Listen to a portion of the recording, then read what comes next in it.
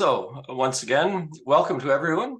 Very pleased to have you with us today, wherever you are in the world and joining us. Today, I want to welcome back Dr. Claudia Halsband for her second lecture in this series. So thank you, Claudia, for joining us again. Today, she's going to be speaking about car tire rubber particles, which is a special case of microplastics. And for those of you who were not online for her first talk, Claudia is a senior researcher with Akvaplan-niva, where she's the head of the ecosystems section. Akvaplan-niva is a private research institute and consultancy with headquarters in Tromsø, Norway.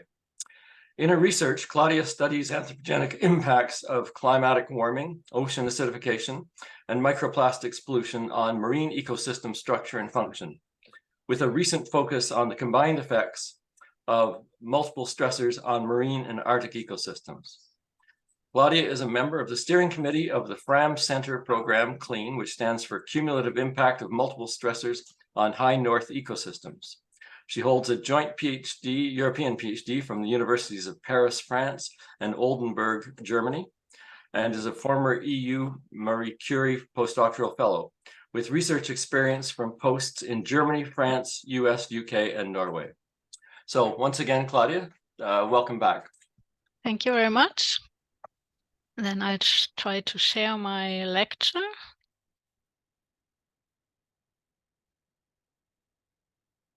Yeah, do you see it?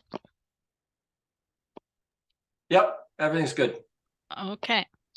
Yeah, thank you for the introduction again, and thanks again for inviting me to this lecture series. So today I want to present some very fresh results from my latest research topic, which is the special category of microplastics, car tire rubber particles.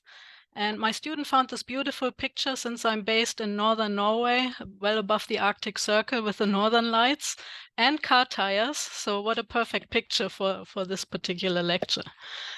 But let's see if I can move forward here. Let me start with talking about why car tire rubber particles are of interest to microplastics researchers. Car tire rubber is a major contributor to microplastics emissions. And why is that?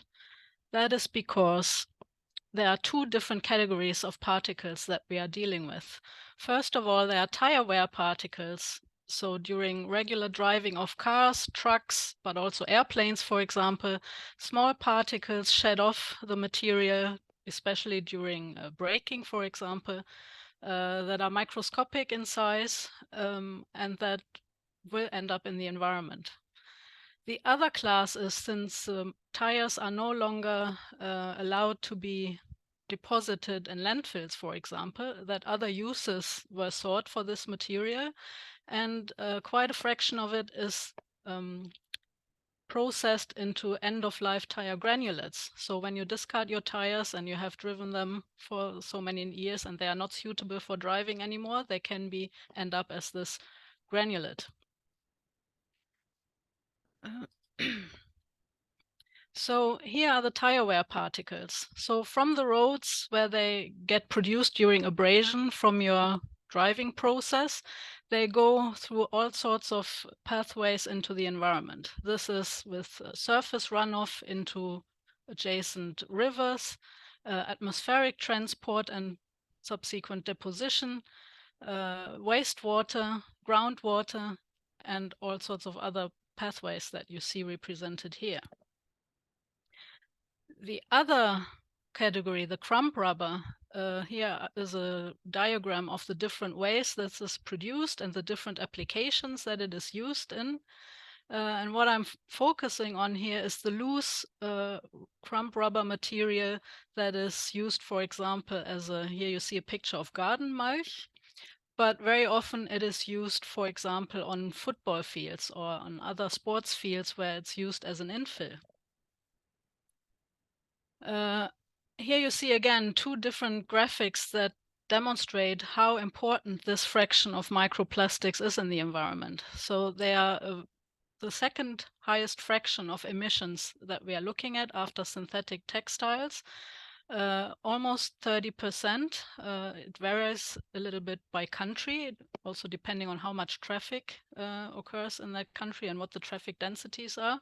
So urban regions are mostly affected. And you also see the high amount of millions of tons per year that are emitted.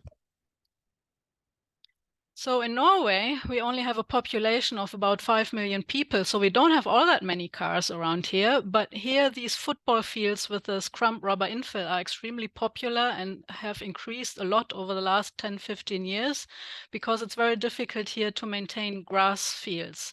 So this has been very popular as a replacement for just regular gravel or sand, as a much more comfortable way of playing sports. But as you see on these pictures, this is this loose granulate that I was mentioning that is just supplied several tons, 5 to 8 tons per football field, that are just basically dumped onto the plastic grass and that disappear from these fields with your clothing, in the shoes, but also, of course, through environmental runoff with rain, with snow removal, for example, from these fields. In Norway, we have a lot of snow. So a lot of this material just disappears without being able to account for where it went. This is actually several tons per football field per year. So that if you extrapolate this to the whole of Norway, this is quite a few hundred tons per year. So why is this a problem, you might ask? So what are car tires made of? And in this diagram, you see that rubber is actually only a relatively small fraction of the material. About 19% are natural rubbers. There are often also synthetic rubbers and other synthetic polymers that are a good fraction. Then you have steel and fibers that make this a strong material. That is, of course, what we need in a car tire or a truck tire. There are also other ingredients like fillers, for example, and then there's a whole proportion of different additives that are added to the material, especially anti-ozonants and antioxidants that prevent the tire from degrading by exposure to air and oxygen specifically. So we are not just dealing with rubber, but we are also dealing with the tire additives that are also then in these small particles.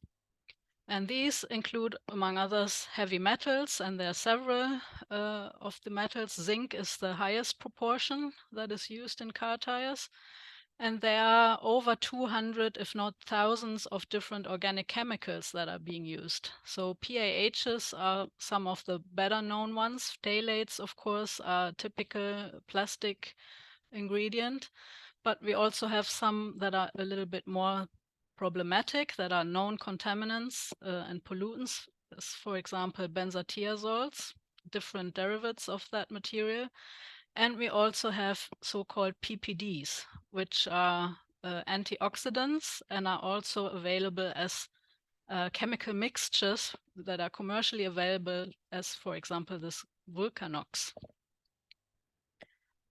And here is one of the publications. There's a whole range of them now that try to understand what the tire additives actually are, how complex these mixtures are, because you don't just get an ingredient list from the manufacturers. These are usually industrial secrets that are not publicly available and not necessarily freely shared.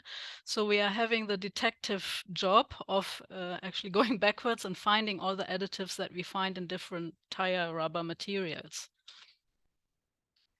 Now, how does that impact coastal systems here? As I'm sitting in northern Norway, again, we have a lot to do with snow removal. Here you see one of these football fields we have locally here in Tromsø and what that looks like after the winter. So you have these big piles of snow, and those are contaminated with large amounts of this rubber granulate. And what happens with all the snow when we don't know where to put this anymore? We do this. We bring it on trucks to the seaside and we dump the snow into the sea. So a lot of this is probably contaminating local coastal areas and coastal marine systems. The other problem that we have, and that is applicable to a lot of different sites, not just in Norway, but in Norway, in southern Norway, we have this facility that you see here, which is a car tire processing plant that is open air, and you have this jetty. On the one hand side, you have these nice little recreational boating harbors, and on the other side, you have processing of car tire rubber and actually producing this granulate. and storing it in big piles on this open pier. And you see here two clips from newspaper items that are in Norwegian and that most of you might not be able to read. But the point of showing these is that this has been a large environmental problem in this particular fjord, because of course there is a lot of loss from this production site. And the Environmental Protection Agency had to come in and say this needs to be better protected, and the seafloor around this facility has to be cleaned up because it's full of car tire scraps right now. So this is another source, a local source of very much contamination from car tires. So what are the risks and the impacts of these materials and the particles? There has been quite a recognized publication a few years ago in 2020, where researchers had a mass die-off of coho salmon in the Pacific Northwest in the US. And coho salmon there is a very important commercial species, so they were not content with many of these fish dying, and they tracked down the reason for this mass mortality to car tire additives, and in particular a chemical that is now termed as 6-ppd. And not just the chemical that is used in the tires, but a transformation product. So 6-ppd is an anti-ozonant, is supposed to protect the tire from oxidation. And so the whole purpose of this material is that it transforms into something else, so picks up these radicals of oxygen and then transforms into what is called 6-ppd quinone. And this 6-ppd quinone turned out to be the apparent reason for these fish to die in relatively low concentrations. So whenever there was a lot of runoff after strong rain events, the runoff from the roads would create this toxic runoff into the rivers, where the salmon would then die from this contamination. So that was a significant finding, and so people went out to see what other fish are at risk from this pollution. And so a later paper then established that we have quite a puzzling variability in this impact. So some freshwater species, fish species, are very susceptible to 6-ppd quinone, while others are quite tolerant.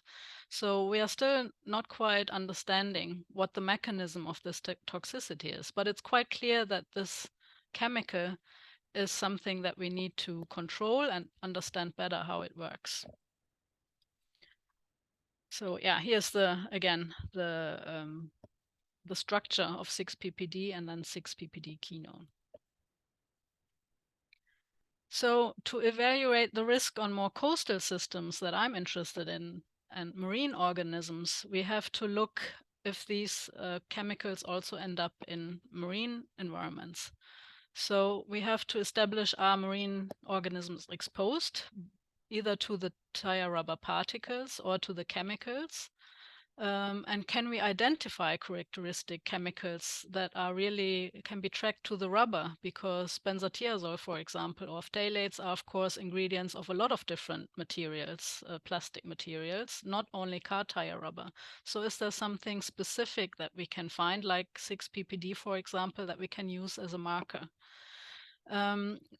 In order to do this, we need to know, is this chemical taken up into tissues? Where do we need to look for it when animals are exposed?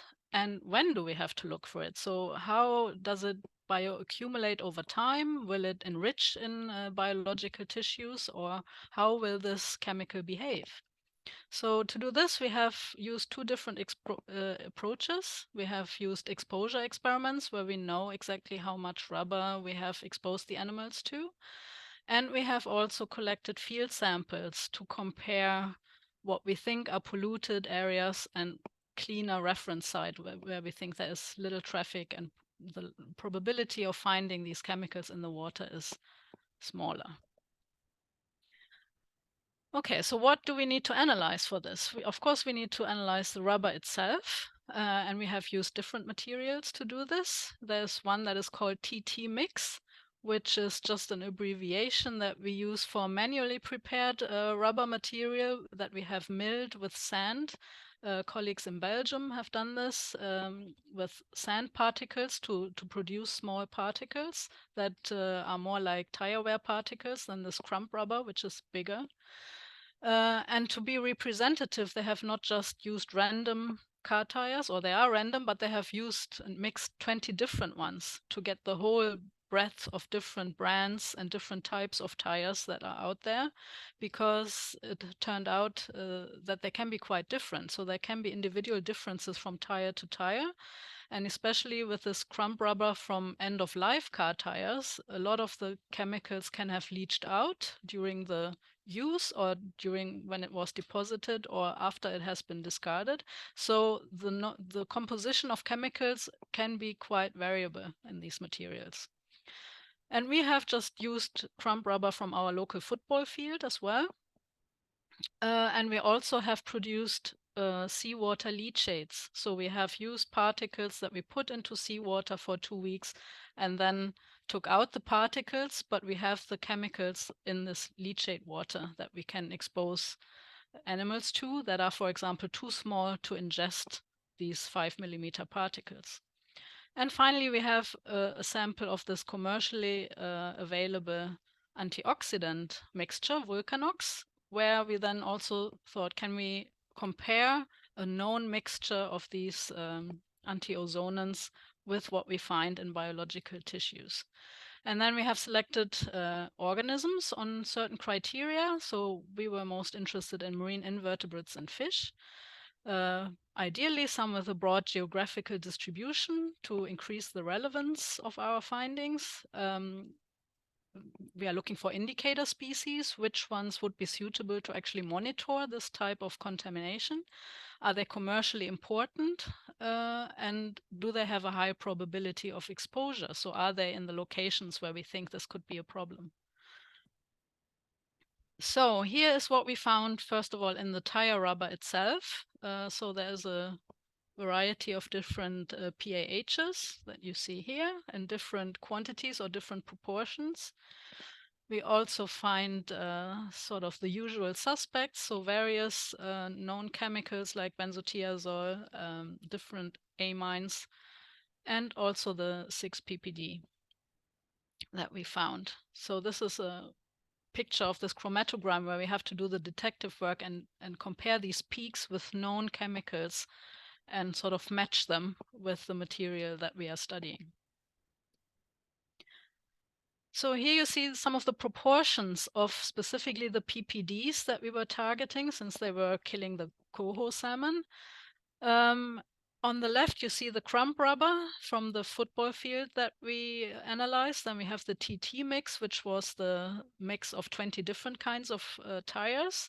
And then we have control water that we exposed our animals to that ideally shouldn't have any additives of car tire.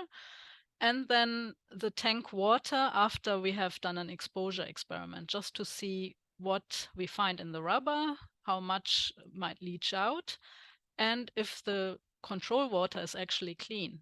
And what we see here is that the 6-ppd is a very high proportion in the crumb rubber itself. So that's the main PPD that is used, the main anti-ozonant in the car tires themselves.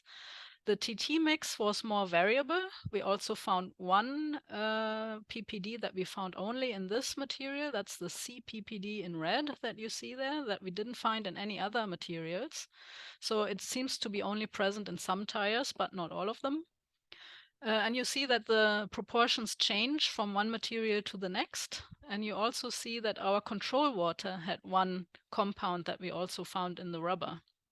So there was some kind of contamination that might have been from other rubber products that we have used in the lab, not necessarily from the tires, that we also find. The detection methods are very sensitive, so any signal from any kind of rubber contamination gets picked up. And then you see in the tank water that was exposed that we find slightly different proportions, but we find our 6-ppd. We find quite a high proportion of T-ppd and D-TPD. So those are the three that we know are also in the water and will also expose animals that are not necessarily eating the particles. Then which organisms did we look at? And here's a whole table with different organisms that we were choosing. We have pelagic copepods from the zooplankton, so 1 to 2 millimeter size animals, so very small. They are, depending on the species, we looked at 2 different ones. They can be deep water species or do vertical migrations all the way down to 4,000 meters and to the surface. So they have a very broad range. Other species are more surface dwelling. They are filter feeders, so they normally filter phytoplankton, small algae, out of the water. Therefore also potential for example, tire wear particles that can be very small, could be taken up by these organisms. They have no commercial value in themselves, except in Norway, where we make pills out of their oils. That is very good for you, has a lot of antioxidants as well. But so there's a small commercial fishery here. But their main environmental or ecosystem function is that they are a very important prey item for fish larvae, for example, for baleen whales and seabirds and so on. So the value is mostly ecosystem function. We have sourced those from the wild, so we have just collected animals with the plankton net and then exposed them in the lab. And yeah, have conducted lab exposures with a leachate for these small organisms. And then we have a number of marine invertebrates, the mussels, the shrimps, and the crabs. For the mussels, we have again a very common monitoring object that is used for all sorts of toxicology studies. This is why this one is of interest, because a lot of studies can be compared. They are also filter feeders and have therefore potential to take up some of these small tire wear particles. We have seen for those that they actually ingest rubber particles. The commercial value, of course, we eat blue mussels, for example, and they are eaten whole, so everything they filter out of the water column would be part of our meal as well. We have sourced both wild blue mussels and exposed them in the lab, but have also tried to detect car-tire additives in freshly field collected specimens. I will come back to that. Then we have done an experiment with shrimps, again, also a commercially important species. They are quite in deep waters, coastal, but deep preference. They are predators or scavenging, so we were not sure if they will ingest particles. And we tried to find out. And then what the samples that we have analyzed so far were the tail mussel, because that's the commercial interesting part of shrimps. And yeah, we have sourced them from a wild population and used them in a lab exposure experiment.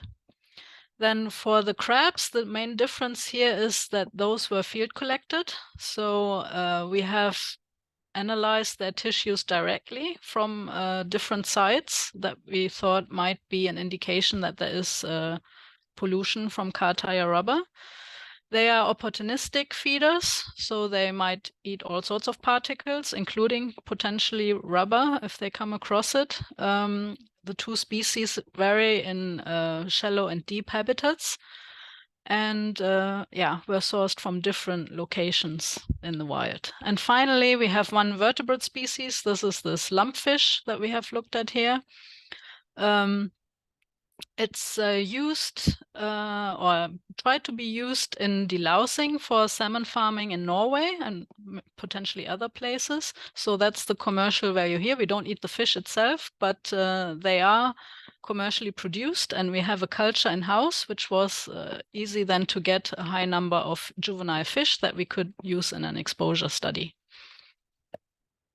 So I will now go through some of the results that we got. So starting with the copepods, as I said, we were not sure if these organisms can eat tire wear particles, and it's also difficult to get a high quantity of these particles that are so small that they could be used for filter feeding animals like this. But we have used the lead shades, and you see color-coded at the bottom here the different concentrations that we have used. We had to sort of trial and error, start with a random number, and then we worked our way to lower concentrations. So this is why on the first diagram here in yellow and red, the dots for 50 and 100 grams per liter, everything was dead after 24 hours after day 1. So we knew this is so toxic, we have to go lower concentrations to see dose response. And that's what we've done then here with the shades in blue. You see that the mortality is, comes later, if you like. So the dark blue dots at 35 grams per liter are still quite high mortality within 2 days. And then with 5 grams per liter, finally we get some individuals that survive over 2 weeks and some that die earlier. And then finally, the lowest concentrations below 1 gram per liter, this is where we don't see a difference between controls and exposed animals anymore. So this is where we reach concentrations that are not as toxic, or at least not acutely toxic. Then we have tried, this is a species called Calanus, that is a quite large copepod that has large lipid reserves, and we showed that this one is a bit more resilient than the other copepod that we tried, which is Acacia, that is this one here. That's a small surface-dwelling copepod, and we saw that the same concentration gradient that we used for Calanus induced much higher mortality much earlier for the smaller copepods. So you see that we tried our 50 and 100 grams per liter again, but checked much earlier time points. And within basically a few hours, all of these acacias died in this high concentrations. Then again, the blue shades where we had some survival in Calanus, most of the acacias also died within a day or two, and only the lowest concentrations, again, we had mortality that was not different from the controls. So then what did we do with the larger organisms? That is more tricky because we have to extract the chemicals from the tissues. So we have to sample the tissues first, process them, and then get to a quantification of the chemicals in them. And you see a diagram here. So there's a lot of different steps that are involved until these materials then are analyzed in a gas chromatogram and mass spectrometry. And we get these characteristic chromatograms that I showed earlier. So for 6 ppd, this was the one, again, for the coho salmon that we were particularly interested in. So we could use an internal standard for this to actually quantify, if we would find 6 ppd, how much approximately was in the tissues compared to the rubber. So that was a study we did with the fish, with this lumpfish that we had in the lab. So a lab culture that we had over 300 individuals of same age and approximate weight. So we had comparable animals to work with. And we exposed them for a week, so 7 days. And then we put them in clean water afterwards for a 2-week depuration phase, so where they were not exposed to any rubber anymore. We applied the rubber as part of their food. So we mixed rubber granulate into their dry food that we were applying over a little conveyor belt that was continuously supplied into the experimental tanks. And we took a lot of samples on different time points that you see in this diagram, but so far we only analyzed the blood samples.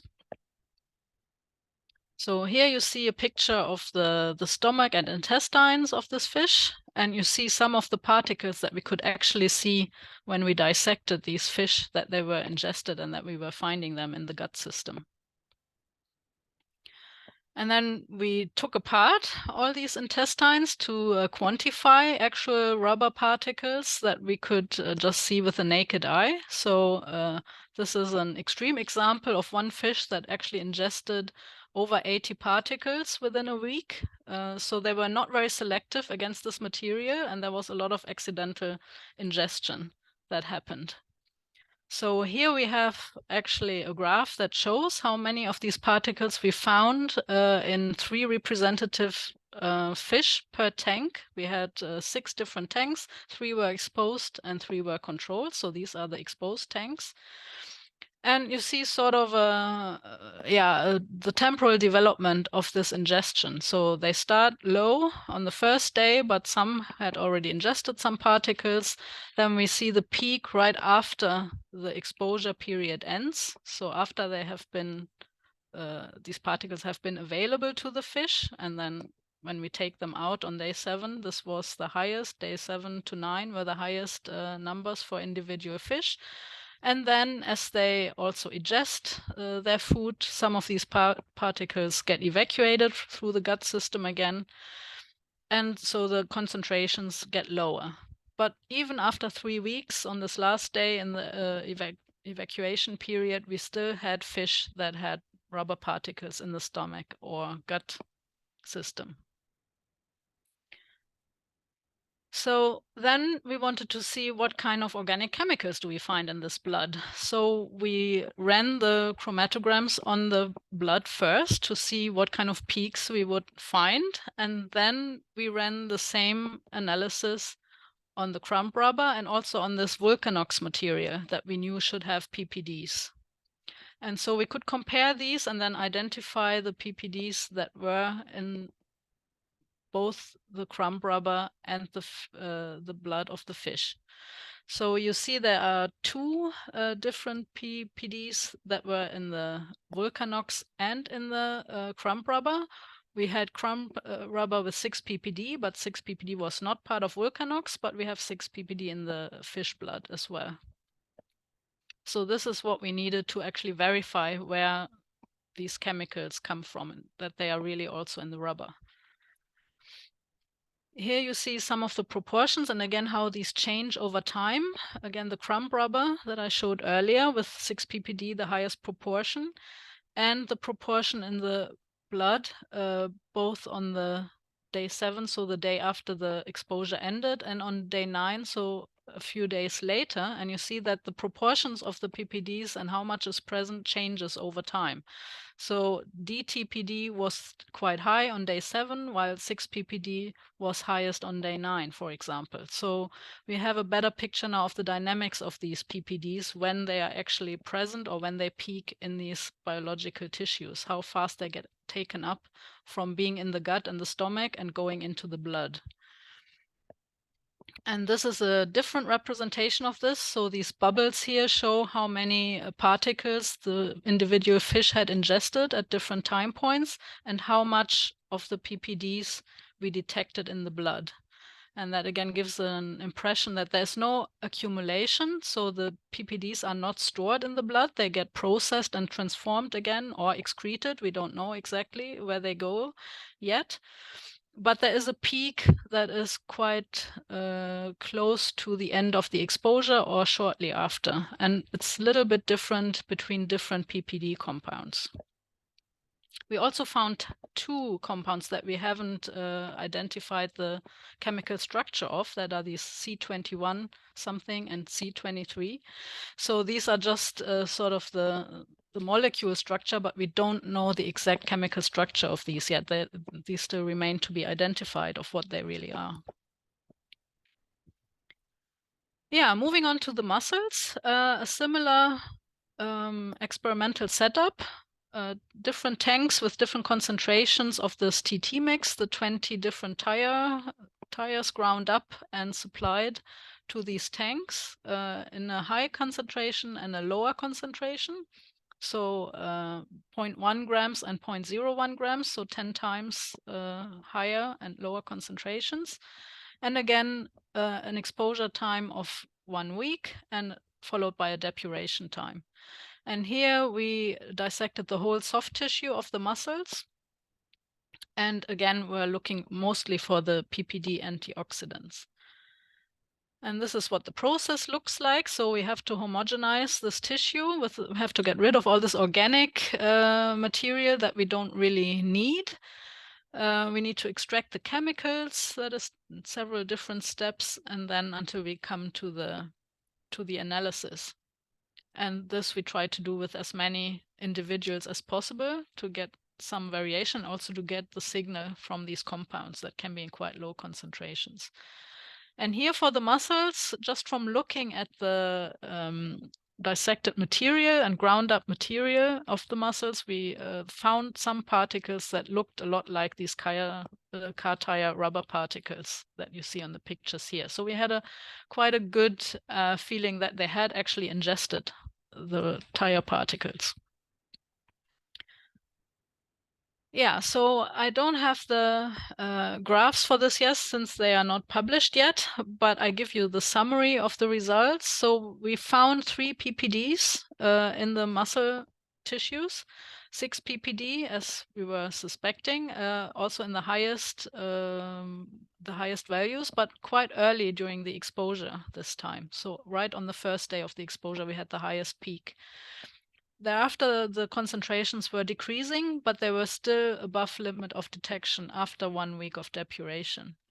For DTPD and TPPD, the picture was slightly different. They peak later after the exposure on the last day, so it takes them a little longer to be taken up, or at least to show up in these tissue samples. And they also decrease again, so they are not bioaccumulated, but the values were higher than in the 6 ppd late after the exposure. So the temporal dynamics were a bit different between 6 ppd and the other 2. Also interesting to note is that the TPD and the TPPD had the lowest concentrations of the 3, and that is proportionate to how much they are used also in the crumb rubber. So that sort of mimicked the proportions that they come in from the rubber. So the leaching process, or how much they get taken up, seems to be proportionate to how much is in the rubber in the first place. Now, then we were, of course, curious, do we find these PPDs also in wild-caught mussels? So we just collected some outside of Tromsø city here in this location near a parking lot. And sure enough, in these individuals, we also detected 6 PPD, which we need to quantify further. So then the next candidate were the shrimps. Again, similar setup. Here we had to use very small crumb rubber because smaller animals, so they wouldn't eat particles that were as big as the fish, for example, that were around 5 millimeters. Here we used very fine ground up crumb rubber. And we sampled 3 different tissues, the gut again, then the tail muscle, since that's the part that is eaten, and the hepatopancreas as sort of an equivalent of liver in vertebrates, where we think this is where detoxification or enrichment of toxic compounds could happen. But so far we were only able to process the tail muscle samples. So again, here you see the exposure during the first week, and then a depuration phase afterwards, as before. And here's again the process then of extracting, first dissecting the different organs, homogenizing them, and then extracting the chemicals. And here are some of the results. What we saw here was that the results were somewhat inconclusive. So we were not quite sure that the shrimps are actually feeding on the food that we gave them that contained the rubber particles. So it might well be that they were hesitant to feed either on the food or because it had the rubber in it. We are not quite sure, because the little bit of rubber marker that we used, that's this SBR material that the car tire rubber is made of. So not the additives this time, but the rubber itself is what we were trying to detect here. And the controls were not much different from the exposed animals. So there could be some rubber that is also detected in the control animals here that is just background contamination. There is rubber in a lot of places in the lab and potentially in the water. So this was somewhat inconclusive, but we have these other 2 tissues. So the question now is, would we find potentially a signal that is more clear in the hepatopancreas samples? So to be followed up on. Yeah, again, the question, are these PPDs taken up in the field? What happens there? And then we came back to this processing plant for car tires and thought, well, this must be the best location to look for uptake of PPDs in the field. So we went out there to collect any organisms we could find, but since it's a highly polluted fjord, that wasn't very much, and this is how we ended up with crabs. So crabs seem to be quite resilient to pollution in general and to car tire pollution in particular. So we found some crabs there, 2 different species, the green crab and brown crabs. Here's a photo of the green crab. And here's the brown crab as well. And so here's, you see the 2 locations. So down the blue one, I think, is the contaminated site next to this processing plant, and the red one is the one that is a reference site where we think there's much less pollution present there. And we dissected the stomach this time, the gills, and again the hepatopancreas, and the gills is the first tissue that we analyzed. And here are some of the first results. Again, we looked first at 6-PPD as the prime suspect, and we see that the polluted side indeed has much higher concentrations of 6-PPD in the tissues than the reference sites. So there's a clear indication that we are onto something, and that car tire rubber pollution can be detected via analysis of these PPDs. So that's a lot of data and material, a lot of different animals that we looked at. So as a summary, we can say that definitely crumb rubber is eaten by different organisms. So both the particles and the chemicals are bioavailable. The exposure can also happen through the surrounding water in the form of leachates, for example, that can be taken up either directly through skin, for example, or through the filtering mechanism. We could show that the ingestion of the particles correlates with the subsequent additive concentrations that we find in the tissues, that the PPDs do not bioaccumulate over time. They are in some way processed in the organisms and removed, at least from blood, for example, as we saw in the fish.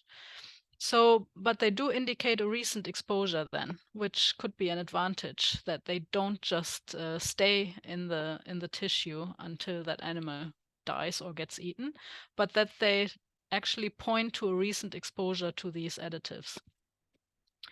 We know still very little about the additive transformation and how these chemicals change, both just in contact with water and air, but also within, for example, a digestive system of an organism, and what these transformation products look like and what their toxicity is. So we have the additives themselves that can be toxic in the car tire rubber, but we also have to consider that there are transformation products that could be toxic, like the 6-PPD quinone. And to conclude, car tire rubber is an emerging contaminant and a microplastic category that should be monitored just as much as other microplastic categories. The PPDs could represent quite well specific markers of this type of pollution that we could use. Marine invertebrates are quite well suited to be monitoring targets, as we have seen with the mussels that are used for a lot of other monitoring already, but also crabs, for example, could be suitable. The fact that we found promising results with blood also suggests that this could be a method also suitable for human monitoring, because of course there is a question of how much exposure or contamination do humans get, either through the food, through these commercial species that we talked about, but also through playing on these football fields, for example, and being exposed via air and other means to tire wear particles or to the crumb rubber. And the toxicity effects, as I said in the beginning, are inconclusive right now. We need further investigation of what the toxicity mechanisms of these compounds are. And with that, I would like to conclude and acknowledge some of my colleagues that have helped with all these studies that I, of course, didn't do by myself, and 2 of my students who have done their thesis on this topic, and also some of the funding projects and the projects that have supported this work. Thank you. And then I'm happy to take questions if you have any. Thank you so much, Claudia, for sharing this very recent work of yours, and also obviously very important. So yes, open to questions if people have questions for Claudia. Doug, can I jump in with a quick question because I have to leave now? Absolutely. Claudia, great presentation, really nice context and background. I'd never thought about the soccer pitches as being a source. You mentioned PPDs don't bioaccumulate, but do you think that organisms in the wild have constant exposure? So even though they don't bioaccumulate, there's a constant source there. Yes, I think if you are in an environment where you have a continuous exposure, then you will also have continuous signal in your tissues, most likely. So the reason that they don't bioaccumulate is if you remove the source, so to speak, then they get processed within the body. But if there's a continuous replenishment of contaminant, then you will also have a constant signal in blood and other tissues. Yes, I would agree with that. And any recommendations on what not to eat anymore? That's a difficult one. As I said, the toxicity is not really established yet, so we don't know how problematic this really is. Not everything dies. Our fish didn't die, although they ate plenty of particles. So this is something we really need to have more information on. But and of course, car tire rubber is not the only thing that is a contaminant. So with mussels, I would be careful and make sure they come from a fairly clean environment. So know where they come from is a good idea. And oysters and all these kinds of things that get eaten whole, basically. For the fish, it's not all that bad because the mussel tissue is usually cleaner than we don't eat the gut. So that is less problematic in most cases. But organisms that are eaten whole, snails, mussels, oysters, it would be good to have controlled, clean conditions for those. Thanks very much. Other questions for Claudia? Maybe while people are formulating their questions, I will ask you sort of the big picture, because it seems to me that the movement to grinding tires and using them in other ways than just throwing them in landfill or something like that was motivated, obviously, by trying to solve an environmental problem. But it looks like we might have created maybe a potentially worse environmental problem. And so sort of come back to the big picture question, and I guess what is the solution? I mean, I don't think that even on the basis of what you've shown that we would advocate going back to just throwing tires in landfill, because that's really not solving the problem. No, that's correct. So definitely milling them down and just freely using them in something that definitely will run off is a problem. So there are some applications where it gets more contained. If they are, for example, there are these playgrounds where it's sort of a glued material. So it's not just loose granulate. That is then less problematic. But generally, we have to look into, because the tire wear particles are probably the bigger problem than this granulate that goes astray, because everybody's driving and we are now getting electric cars that are even heavier and might produce more tire wear particles than previous generations of cars. So this problem persists. And actually, in California, the Environmental Protection Agency over there has been very proactive in looking into this problem and banning 6 PPDs. So there might be a move on replacing some of the worst antioxidants and find other ones that are proven to be less toxic. Now, of course, they have this function, so we have to replace them with something if we want tires that are functional for a few years. So it's not an easy task to just get rid of all PPDs and say, oh, these are bad contaminants, we don't want them anymore. We always have to find solutions that are actually viable for the products that we need and use on a daily basis. But there is now this awareness, so this is a problem that is now well published and known. And so the next step is to find these replacement additives that are less toxic and that are, proven to work, and that that we use a bit more precautionary principle on these additives. So that would be a good move forward. Okay, thank you. You have a question in the chat from Mohammed Wasim Khan. Yeah, can you read it out? I have to change my... Yes, I can read it for you. He says, I have a question concerning analysis. Do you recommend to use mass spectrometry or FTIR? For these rubber particles, FTIR didn't work very well, basically not at all. So because of the material, I'm not a chemist, so but I hear this from my chemist colleagues that FTIR didn't work. This is why we went over to these gas chromatography, or the latest one is pyrolysis. That is actually the most promising for the car tire rubber material. So there's more method development also to be done to get a good grips on these material and particles and how to best analyze them. So FTIR is widely used for all the other polymers, the typical plastic materials, but for rubber, it's not suitable. And I have another question about the actual, what happens as these particles pass through the guts of these organisms. Is there any evidence that the size of the particles is changing? We have looked a little bit at that with, not with the car tire rubber actually, but with fibers that we have fed to sea urchins. So that's a bit off topic, but we couldn't actually find this, not in a short-term exposure. So it might depend on the organism and how long the residence time of the particles is in the gut system and how much they get processed there. So that can be different, I think, from polymer and microplastic to polymer.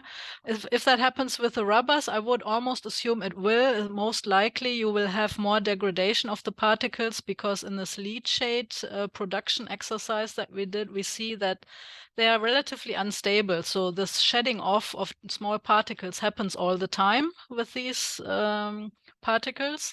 So you always get smaller particle powder and dust that comes off the bigger particles. So I would assume that also happens in a gut or wherever these particles end up and where they reside in the environment, or also within organisms, that there is some shedding off or disintegration of the material that just continues. I asked that question because of your work where you showed that with the, I guess it was with the Crustaceans, that they couldn't, the particles were too big for them to take up. But obviously if they're being degraded. Yes, once they are small enough, they are certainly taken up. It's just much more difficult for us to track and quantify. So this is why we went with a leachate solution. But yeah, I'm sure when you have particles that are the same size as microalgae, when you go down into the smaller than 50 micron range, then they will take them up as well. It's just very difficult for us to like visually show that. And then we said, well, then we just go with the leachates because we're interested in the chemicals mostly anyway. So, and in the leachate, there might also have been particles. So we can't exclude that there was also particle uptake involved in that study. Okay. Any other questions for Claudia? Yeah, I think I see a hand. Is that a new one? Hi, can you listen to me? Am I audible? Yes. Yeah, thank you for a nice talk and highlighting the problem of tire rubbers. So I'm in my lab, we are dealing with also tire rubber, but we look out on the effects of microbes. But so far, we have been looking on the heavy metal composition and leaching and its effect on microbiological aspects. So, and in a short term, we saw that we took 3 different types of tires from different companies, and we saw that there was a flush of heavy metals or metals in a very short time. And I was thinking that it would be also great to look on the heavy metal toxicity. I mean, I don't know how much effect that would have on bigger organisms like fish or invertebrates, but that's also one aspect of it. it's a Yeah, suggestion, absolutely. like, I agree. yeah. And we were suspecting in the copepod study, we were suspecting the metals had a role in the high mortality rates that we saw. Then we didn't know anything about the PPDs. That was the year before that study came out. So we didn't know to look for PPDs yet. So we haven't considered them in that study, but we did see high content of zinc and other metals, and also some of the other typical phthalates, PAHs, and benzotiazole, for example. So we were suspecting some of this, or the mix of all these compounds will produce this toxicity. And how those PPDs play in there, we don't know. We would have to repeat the study and then target the PPDs. So there's a lot of thousands of compounds to target and see what is there separate and then combined. This is why the multi-stress is so interesting. What is the combined toxicity of all these things, plus then other stressors that we have to deal with, like climate change and ocean acidification and so on. So very complex. Yeah, I agree. Yeah, true. Thanks a lot.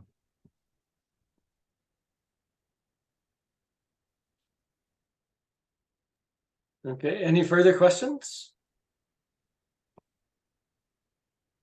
If not, I want to once again thank you, Claudia, for both of the presentations that you've made in this series. You've made a very significant contribution to our knowledge base. So thank you very much. Thank you. I also want to just let you know that we've had a change in the schedule. So next week will be the last seminar in this series. The speaker who was supposed to speak 2 weeks from today has some health issues and won't be able to give us that lecture. So next week we'll have Dr. Joana Prata from Portugal, who's going to talk about some human health implications of microplastics. And as I said, that will be the wrap-up talk in this series. So I hope we will see you all then. And until then, have a good week. Bye for now. Thank you. Bye-bye.